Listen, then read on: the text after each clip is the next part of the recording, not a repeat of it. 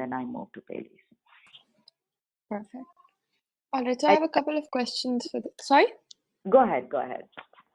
Right. So at the start, when you were just an engineer and you were doing all these things where you're creating checklists and everything, was that your responsibility or was that you taking initiative yourself?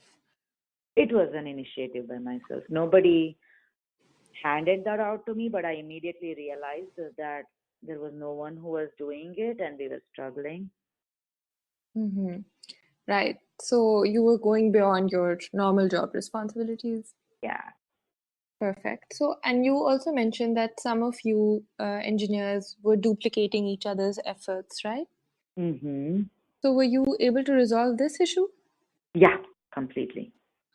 All right, We perfect. were able to resolve and be focused on what. So our testing window was very, very cumbersome and very loose because we were testing until 10 o'clock when the deployment was at 10 o'clock. So I pulled that back. I made sure we sign off on the build at least 24 hours before the release, which will help the developers also to build their checklist and be ready for the deployment instead of waiting on QA and then QA says at 10 o'clock, oh no, we can't go because we found many issues. So there were a lot of inefficiencies there, a lot of frustration. So I pulled it back by a day by doing that, by giving a go, no go flag 24 hours before. The team was very well prepared and they knew what to expect the following day. All those initiatives were something that I, as an individual contributor, noticed and started implementing. Perfect. And these checklists that you created, can you quantify the result of these in some way, like maybe the efficiency improved or the errors reduced? Do you have a number for that? I would say, I don't remember the number back again. I'll make notes in future. But but I would say enough efficiency had improved so much that because of us duplicating, we were not able to add more workload on our bucket because we didn't know that we were actually under utilized. And so we were able to add more projects and more features into our bucket. And the projected fiscal year, they had like 4 or 5 projects, right? We were able to complete that and also go through some of the technical debt we had, attack those technical debt, improve our automation. We started building that automation there. So implement some of that, improve that, add our test case coverage, and also ask for more work from the executive team. And they actually started implementing more features because they recognize that QA can handle a lot more now. And this is just five people team, but what we could do in year 1, we could do 1.5 times more by year 2. Perfect. All right. So in your resume, it also says that you automated this entire library of manual regression test cases. So tell me about this, and did you face any challenges with this? Yes, everything was in isolated space. So centralizing that. So we had a wiki. So centralizing everything, bringing everything in one place, recognizing which area of the application had no test case coverage and adding more test cases to that, reviewing that with the subject matter experts, getting a sign off on that because I didn't know the application as well as they did. And then keeping it up to date, making sure with every new features, those test cases were up to date. Some of the challenges I faced here was, other than wiki Confluence page, we didn't have any other tools to store this automation those manual test cases. We didn't have any other tools that we bought. So we had a Google Docs where we created versions. Every release we created different versions of Google Docs to make sure that it would show updates. So it was a little frustrating, but it did the job. All right. That's okay then.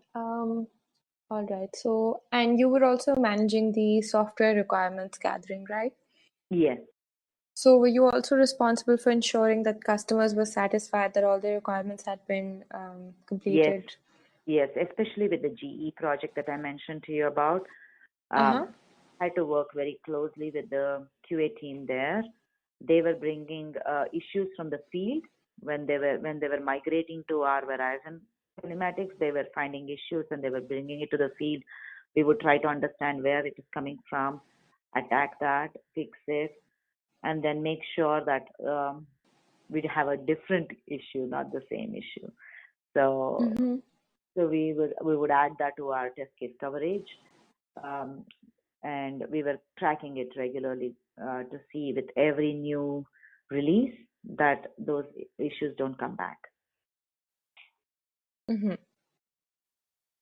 With the matrix again, Perfect. we used was uh, Jira and Google Docs in this case. All right. And when you were talking about the telematics thing, you also mentioned that you had an offshore team. Is that correct? Yeah, that's correct. The offshore team was spread across multiple. It was called. They were in Monterey, Mm-hmm. Mexico. So one offshore, the telematics offshore team was in Mexico and in San Diego. But I had to work with clients offshore team who were in Singapore, India, and then Atlanta. Okay. So with this offshore team, then were there any quality challenges that you overcame? With Mexico, yes, there was a few quality challenges. There was communication gaps. There was misunderstanding on requirements Mm-hmm. and miscommunication on priorities. So Uh-huh. I would do regular touch bases in the morning or in the evening to make sure they're all aligned. And when they had to create bugs, they had to run it by me. I would see if it's a reproducible bug and if it's a showstopper, if all those priorities were aligned, and then bring that up in our stand up here, make Mm-hmm. sure fixed. So there were a few quality challenges with the Mexico team, but we were able to iron that out because I identified a lead. Lead, you even if you're not a lead, you will know who actually takes more responsibility. So Yeah. I identified that lead who worked very well with me, and then he was making sure everything was aligned with his team. So him and I clicked immediately, and we were able to make sure that what was needed was addressed. Okay. Perfect. So, right. So any other testing improvements here? Any other innovative strategies that you implemented or anything? So it was a firmware testing also. So I was a hands-on tester here. Mm-hmm. So I had a unit next to me. I would send pings to it. I had a unit in my car. So some of the innovative ways that I started doing is I with firmware testing. I don't remember. I'm drawing a blank, but I did a lot of firmware testing there. Okay. And over here, what testing tools were you using? Did we talk about this? Was it Selenium again? It was Python, Selenium. It was SOAP UI for Mm-hmm. testing, and Wiki, Jira, Google Docs. All right, perfect. So any other achievements here that you want to talk about?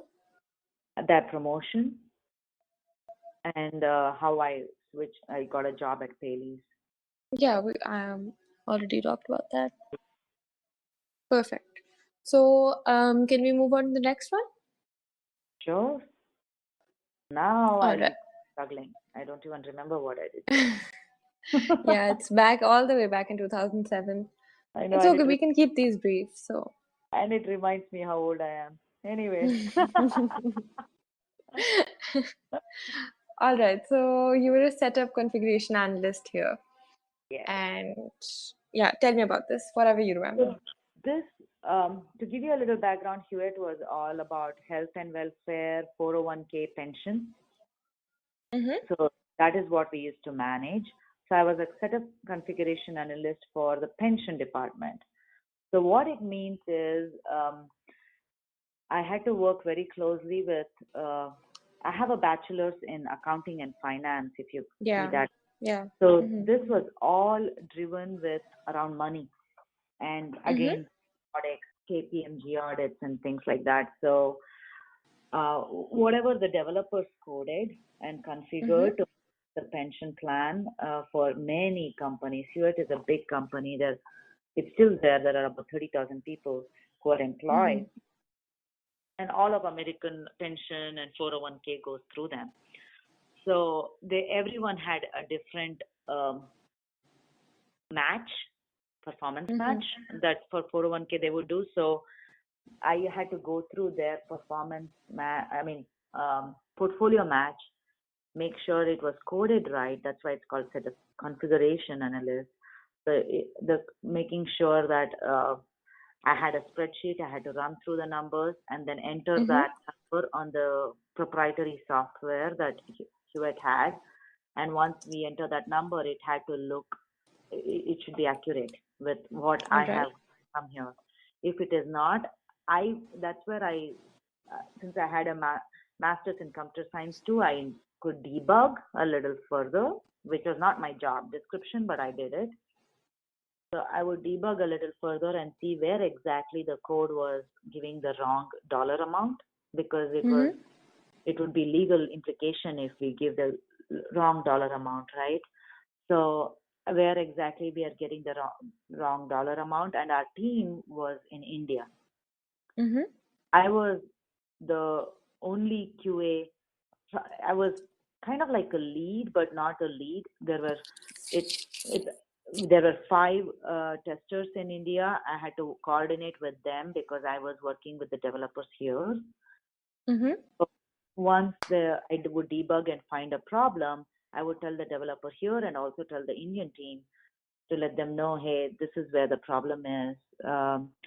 Talk to your configuration analyst and make sure that you update your spreadsheet.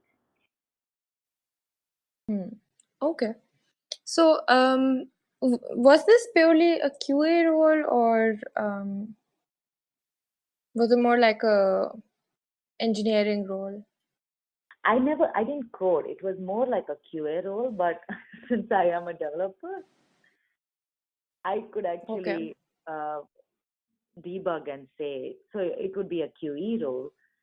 Mm-hmm. So, and then towards the end, I started actually making changes to the code base, and it would go through review Mm-hmm. based on the calculations. And if there was any bug, I would end up fixing it because I was on this side of the uh, world, right? So I would end up fixing Uh-huh. it, and I would run it by my lead and dev lead, and they would say, yeah, it looks good. And then I would tell the QE team in India to make changes that's needed to Mm-hmm. their test suite. So I was like a hybrid here. All right. Can you elaborate on the changes that you made to the code base? It was all C. The language was C. So the Uh-huh. changes to make is a little bit on. I don't quite remember. It was mostly, you do the math on the spreadsheet and you Uh-huh. review and you realize that.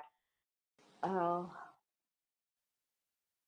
okay, so just as an example, one of the bugs that I found was one of the developers had not included less than or equal to. So it was just he had included only less than in his logic. So when you do a 401k calculation for $2,000 as an example, it would give a wrong figure because it was not, there was no, the spreadsheet would talk about if a number is less than or equal to 2000, then we need to do a 3.5 match, 3.5 percentage match. So that was the All bug. right. So now what I All did right. was included the equal to, and then I would say, hey, I think this is what it needs to be done. Can you please review? And he would say, good catch. I'm going to push that into the code base now. All right, perfect. Does it make sense? Because it was more like debugging. Yeah, got it. Yeah. All right. So, and you also applied the STLC methodology here. Can you elaborate on this? Was there no software development lifecycle here before? No, there was. That's why I mentioned applied. All right. So, So can you elaborate on this a little? I'm sorry? Could you elaborate on this a little? This is more like waterfall and back in 2007. So